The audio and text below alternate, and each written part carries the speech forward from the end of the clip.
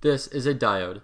Diodes are electronic components that allow electricity to flow in one direction while blocking it in the opposite direction. You can think of a diode like a one-way valve in a water pipe.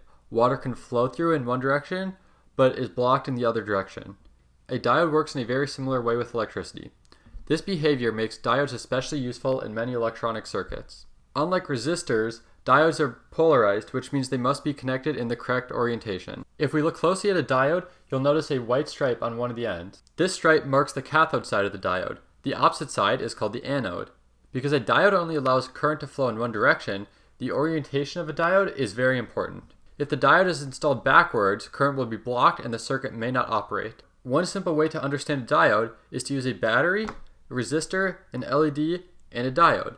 When the diode is installed in the correct orientation, electricity can flow through to power the LED. If the diode is flipped around, we can see that current does not flow because it is blocking it from flowing in the opposite direction.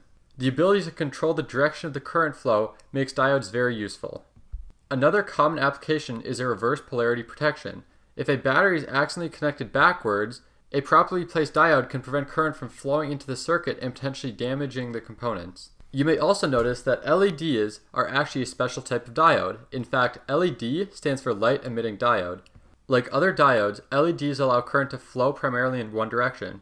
The difference is that an LED produces light when current passes through them. As you continue building circuits, you'll encounter many different situations where controlling the direction of the current is important. For now, the most important thing to remember is that a diode acts like a one-way valve for electricity. It allows current to flow in one direction while blocking it in the other. Be sure to remember that orientation for a diode matters.